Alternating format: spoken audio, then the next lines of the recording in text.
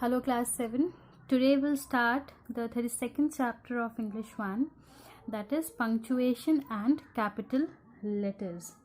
Now punctuation marks, they are the signs that are used in writing to mark the meaning of a sentence clear. So we'll start reading from the book. What is the meaning of punctuation marks? So it says that punctuation marks are used to put pauses in a written sentence or a passage to communicate the intended meaning better and clearly. Now, in order to understand the message or the passage or the communication, we need to take a pause and we need to insert those punctuation mark. But those punctuation mark has to be put in proper place. Fine.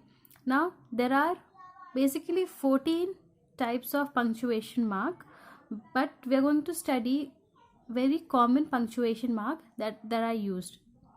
So the punctuation marks that we are going to study in this chapter are full stop, question mark, apostrophe, then inverted commas, semicolon, colon, exclamation mark. So these are the common punctuation marks that we are going to deal about.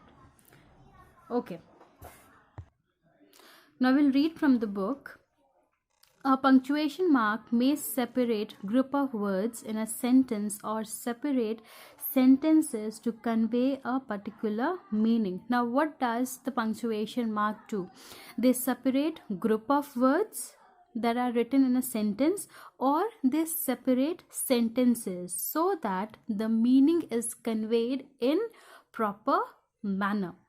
Now they are used to add short or long pauses that are required. Now these punctuation mark, they add short or long pauses.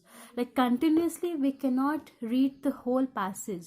Every time we need to make a pause so that the person who is in right front of us, that person may understand what we are trying to say.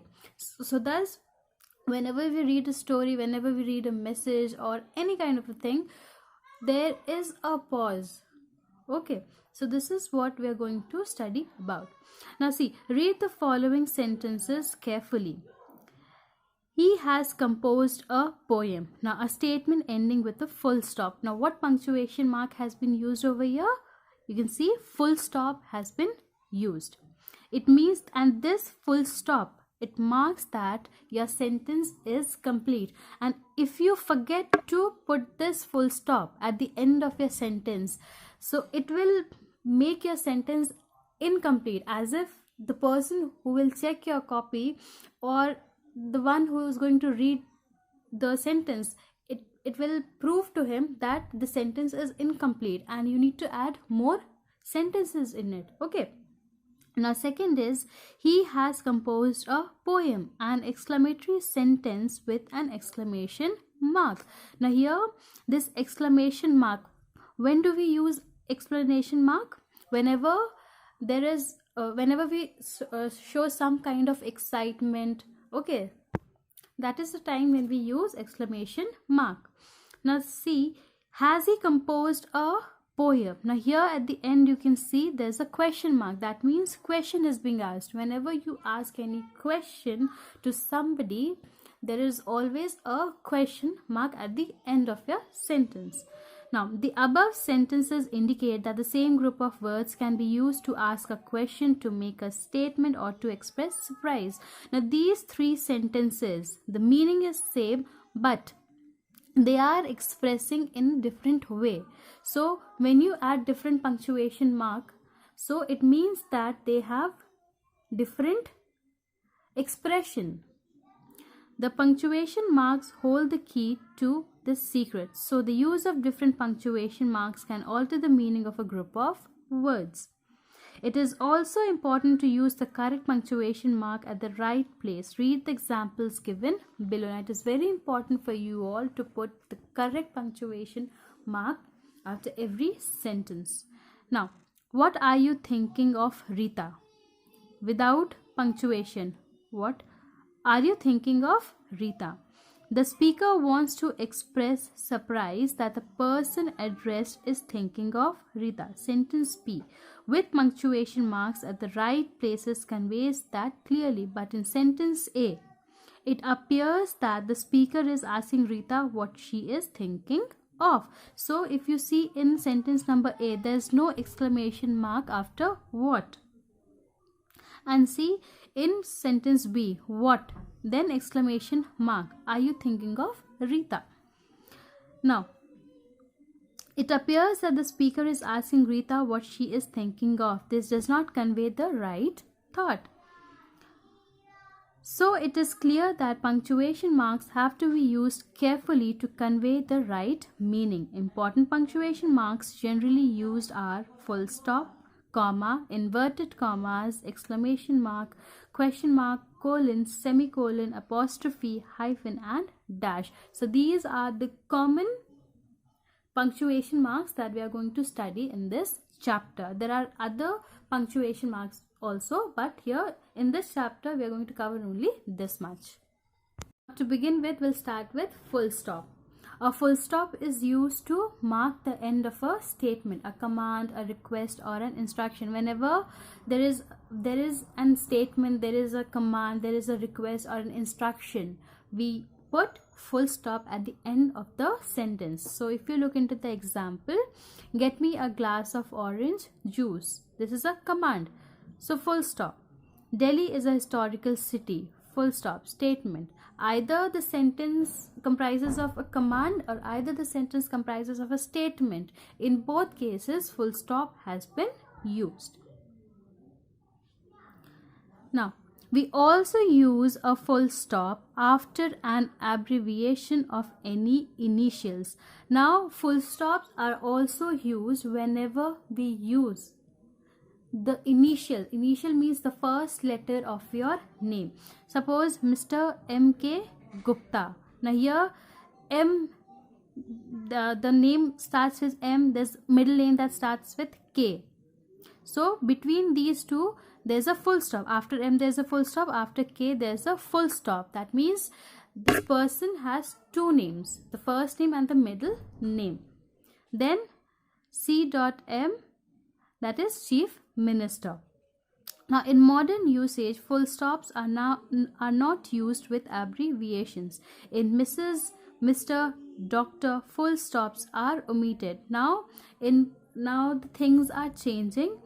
Earlier with these we used to write full stop, but now since things are changing, there's no use of full stop are done, like they are omitted now.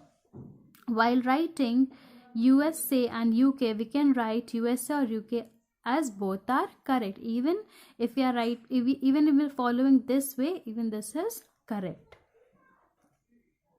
Now we also use a full stop to write a decimal number. Now to write decimal number, even there full stop is used. Now next is question mark. Now question mark is placed at the end of an interrogative sentence. When do we use question mark? At the end of the sentence. While speaking we don't put question mark, but when you are writing, when you're forming a sentence, and if the sentence consists of WH words or with the helping verbs, so they need to have an question mark, otherwise your sentence will be incomplete. Otherwise the person who goes to check the copies, it will be, your marks will be deducted, because the sentence is asking question and at the end you haven't put any question mark. So this will make your sentence incomplete. Okay, if we look into the example, whose watch is this? Question mark. While writing the sentence we are using question mark. What is the matter? Question mark. At the end you can see there's a question mark. At the end of an indirect question we do not use a question mark, but we use a full stop. Now when there is an indirect question, we'll say like example, I want to find out where he went.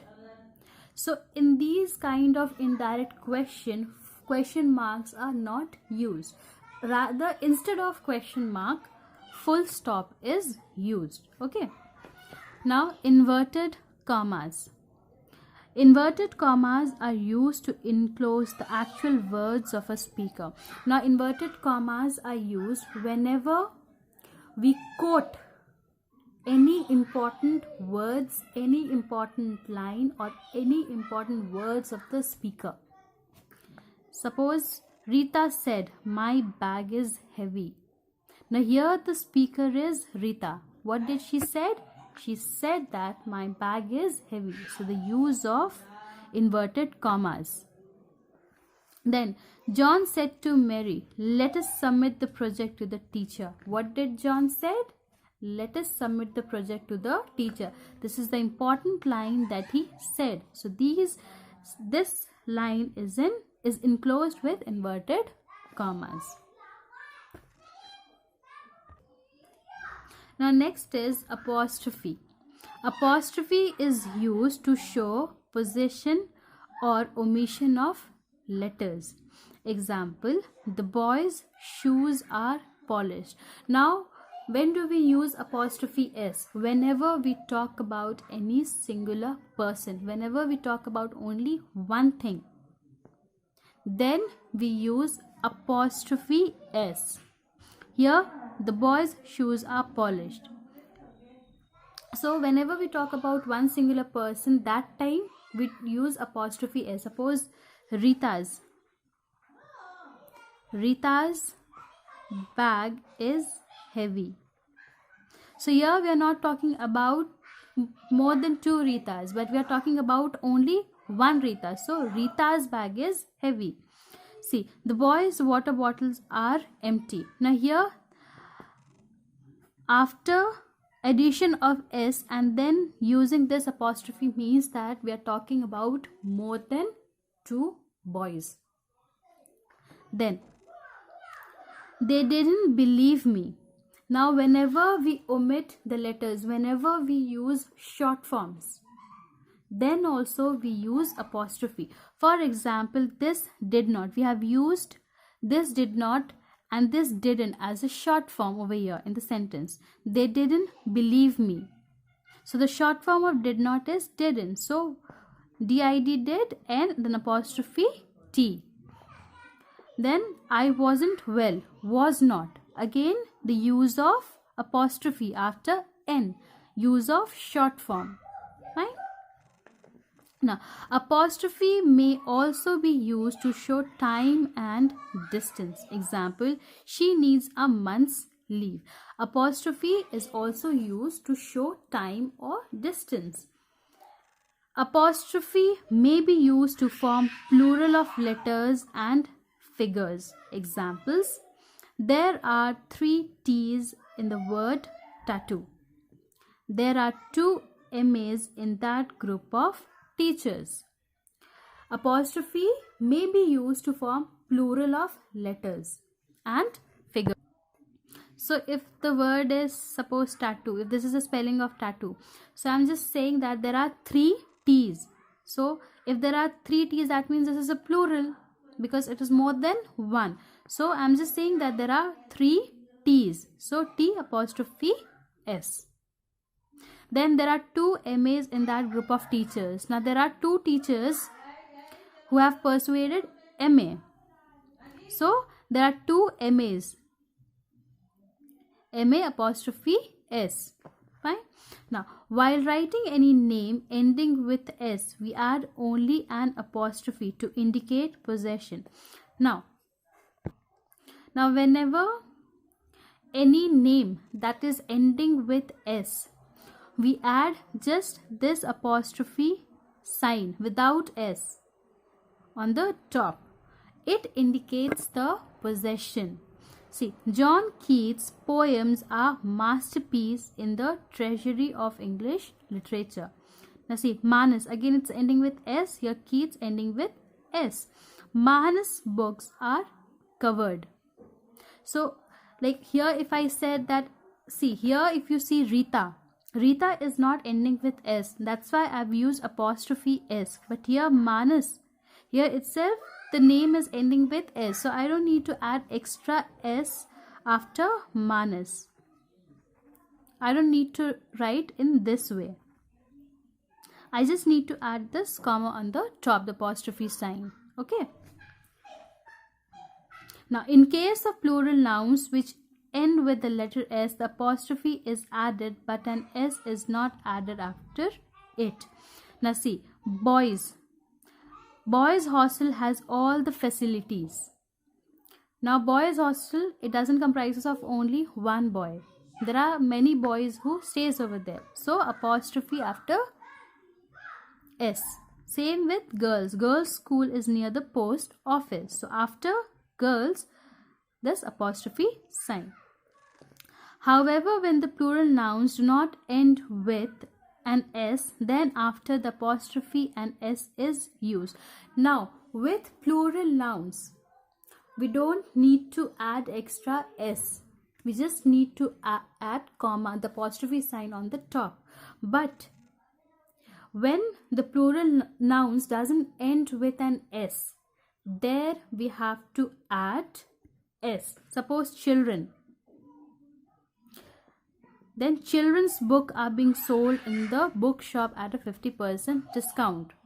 The plural noun of children is always children. And it's not written in this way. Children's, we cannot write children's. Children, children's. This is wrong. The plural form of children will be apostrophe S. Now similarly, men's ready-made shirts are available. Then here this plural noun. This is already a plural noun. It doesn't mean that if the word is ending with S, it is a plural noun. There are certain words which doesn't end with S, but still they are plural noun. So children is a plural noun and men is also a plural noun. So after men there's an S, apostrophe S. So we use an apostrophe with expression of time, space and money. He has gone on 2 months leave. An apostrophe is used with ours, yours, his, hers and theirs. Okay. Now next is exclamation mark. Exclamation mark is used after exclamation or expression of strong emotions. Whenever we express any strong emotions, then we use exclamation mark while forming the sentence. For example, hurrah, my favorite team has won. This hurrah is your strong emotion of happiness that your favorite team has won. So the use of exclamation mark. Then wow, what a lovely view. Wow. Then again exclamation mark, what a lovely view. This exclamation mark. Now if you look, after each interjection, these are the words of interjections. After each interjection words, this exclamation mark is used.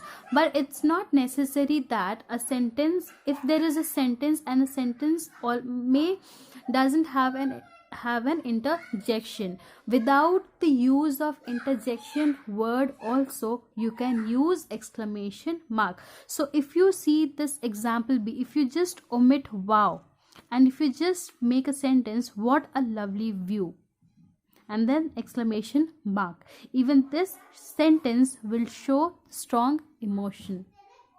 It's not always necessary to use interjection.